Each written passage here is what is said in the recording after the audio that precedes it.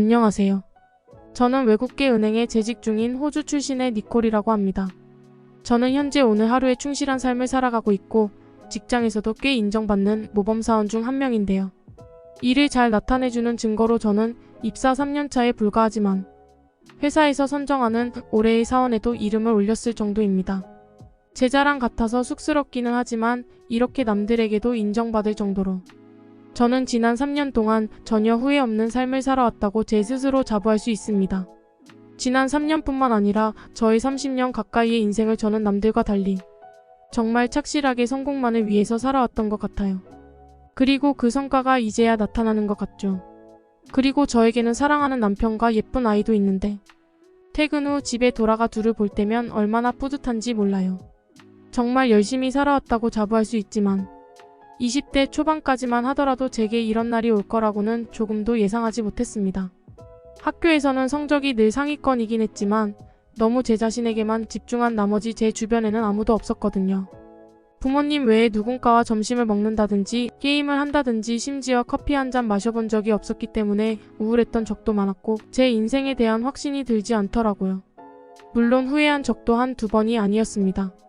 하지만 후회를 반복하면서도 언젠가 빛을 보겠지라는 그런 생각이 항상 가슴 한켠에 있었고 나 하나만 바라봐주는 부모님이 계셨기 때문에 이겨낼 수 있었던 것 같아요. 그리고 3년 전 저에게 드디어 기회가 찾아왔습니다. 학교를 마치고 한창 취업을 준비하던 시기였는데 우연히 한 은행에서 인재 모집을 한다는 공고를 보게 되었고 저는 이상하게 끌리며 원서를 지원했습니다. 이상하리 많지 면접도 순조롭게 진행이 됐더라고요.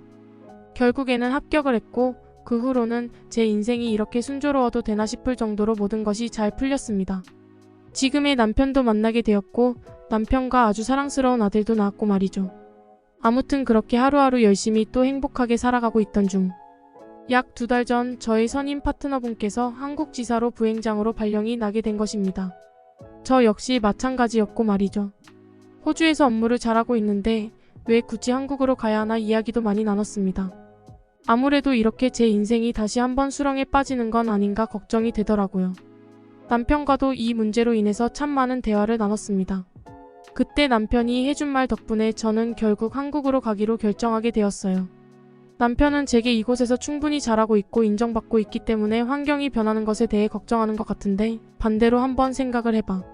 한국에 간다고 해서 당신의 인생이 나락으로 떨어질 거라고 누가 그래? 오히려 그 반대가 될 수도 있잖아. 이번이 좋은 기회가 될 수도 있잖아. 남편의 이 말 한마디에 저는 한국으로 가기로 결심하게 되었습니다. 이후 약 한 달 동안 인수인계를 거친 다음 한국으로 가게 되었죠. 그리고 다행인 건 남편 역시 업무 공간에 제약을 받지 않는 투자 전문가로 활동하고 있기에 남편과 아들까지 우리 세 식구 모두는 한국에서 살게 되었습니다. 처음에는 불편해도 너무 불편했어요. 호주와 문화가 달라도 너무 달랐으니까요.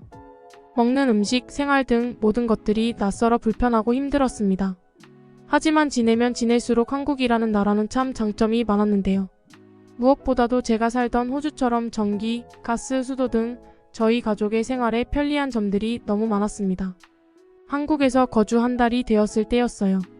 남편이 우편함에 꽂혀 있었다면서 숫자가 적힌 용지를 가져왔더라고요.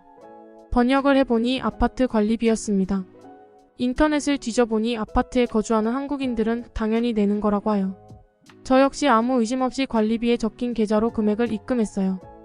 그리고 나서 생각을 해보니 지금껏 전기나 가스, 수도 등 모든 시설에 대해 요금 지불을 하나도 하지 않았더군요. 한국에 와서 생활과 회사 업무에 적응하느라 깜빡 잊고 있었던 것입니다.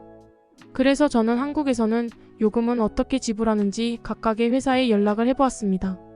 다행히도 한국은 인터넷에 검색을 해보니 딱 한 군데 업체만 나와서 업체를 찾는 것이 조금도 어렵지 않더라고요. 아무튼 그렇게 전화를 해서 물어보니 전기, 수도, 가스까지 모든 공과금의 납입이 끝났다고 하더라고요. 너무 의아했습니다. 저는 어떠한 요금도 납입을 한 적이 없었기 때문에요. 혹시 집에 있는 남편이 이미 모든 것을 끝냈나 싶어 남편에게 물어보니 남편도 그런 적 없다고 하는 겁니다. 그럼 혹시 집주인분께서 외국인이 이사 왔다고 해서 배려를 해줘 요금을 대신 내준 것은 아닐까 싶더라고요. 호주에 살 때 남편과 첫 신혼집을 마련했을 때 전에 살던 집주인분께서 그러셨던 적이 있었거든요. 그래서 저는 당연히 그렇게 생각하고 집주인분께 감사하다는 인사를 드리기 위해 연락을 드렸는데 집주인분께서는 그런 적 없다고 하시는 거 있죠? 너무 당황하여 집주인분께 그럼 저는 요금을 지불한 적이 없는데 도대체 이게 어떻게 된 걸까요? 질문했더니 집주인분께서는 혹시 관리비 종이를 받은 적이 없냐고 저에게 물으셨습니다. 어제 지불한 관리비가 생각이 났어요. 관리비 종이를 어제 받아 납입을 했다고 말씀을 드리니 집주인분께서는 그럼 다 본인이 낸 거라면서 종이에 적힌 항목을 한번 살펴보라고 말씀을 하시더라고요. 그래서 저는 도대체 이게 무슨 소린가 싶어 종이를 살펴보았습니다. 기본적인 한국어를 구사할 수는 있긴 하지만 아직까지 종이에 적힌 글씨를 다 알아볼 수는 없었고 또 그 글씨가 무슨 뜻인지 잘 몰라 집주인분께 하나하나 설명을 물어봤더니 전기, 수도, 가스 등 집에서 사용하는 모든 항목이 관리비에 포함되어 있다는 황당한 말씀을 하시는 게 아니겠어요?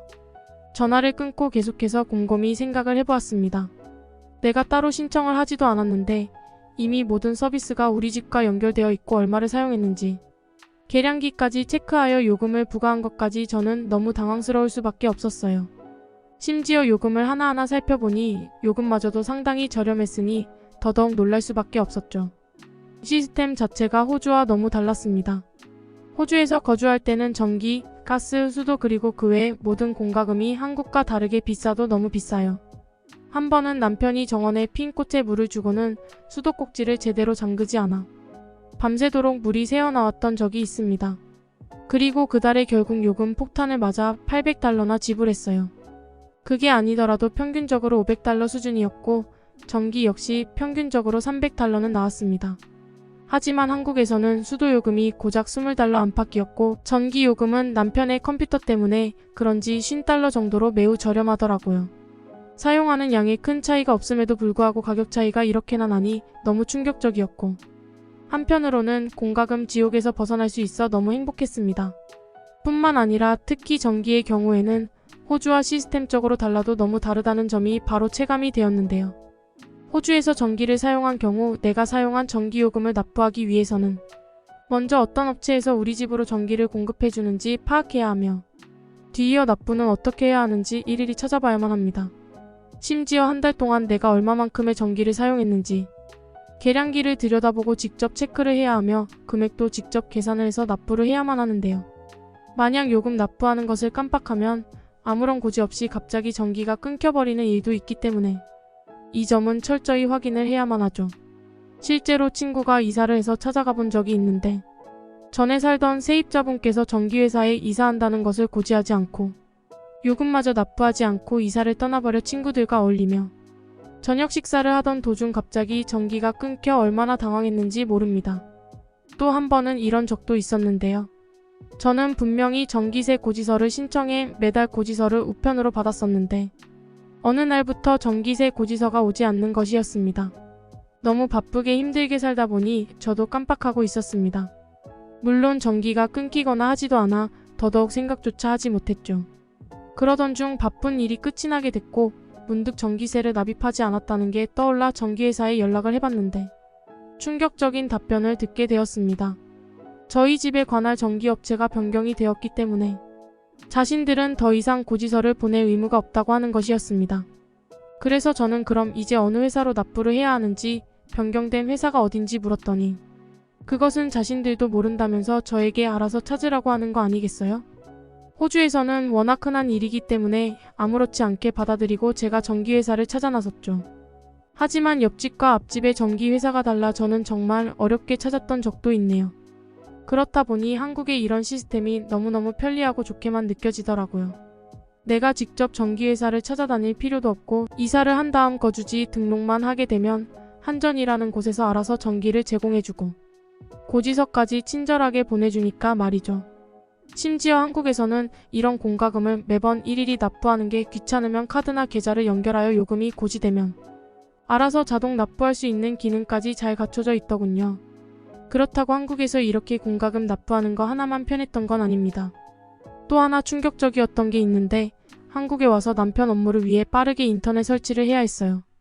처음 온 나라였기 때문에 이 나라의 문화도 모르고 어떻게 해야 하는지 몰라 집 계약을 도와준 부동산 직원분께 여쭸더니 하나하나 친절하게 도와주셔서 설치 예약을 할 수 있었는데 한국인들의 친절도 친절이지만 다음날 곧바로 인터넷 설치가 되는 모습에 저희 가족은 혀를 내두를 수밖에 없었습니다. 심지어 설치 비용은 고작 1만 원밖에 되지 않더라고요. 호주에서는 기본적으로 인터넷 설치를 하려거든 예약 날짜가 잡히지도 않았는데 기사가 갈 거라는 말 한마디와 함께 설치 비용 70달러를 입금할 계좌를 알려주고 입금을 하고 난 뒤에야 예약이 되는데 말이죠. 예약한다고 해도 한국처럼 빠른 설치는 불가합니다. 저는 입금을 하고 8일 후에야 인터넷 설치를 받아볼 수 있었어요. 평생을 호주에서만 살았기 때문에 다른 나라도 크게 다르지는 않을 거라고 생각했는데 한국을 와보니 완전히 다른 시스템을 갖추고 있었고 모든 시스템이 체계적이었습니다. 저희 가족에게는 천국과 다를 바가 없었습니다. 이 밖에도 업무적으로도 피로가 상당히 덜해요. 호주에서는 대부분의 일들을 일일이 결제를 받고 진행해야 하고 자필 서명이 없으면 일이 진행이 안 되며 이러한 시스템 때문에 고객 한 사람 한 사람을 응대하는데 적게는 30분 길면 1시간 이상씩 걸리는데 반해 한국은 기본적으로 모바일 뱅킹 서비스가 잘 갖춰져 있어 은행을 직접 방문하는 사람이 호주에 비해 많지가 않아 사람을 만나면서 생기는 피로감과 스트레스로부터 해방될 수 있어 너무너무 좋습니다.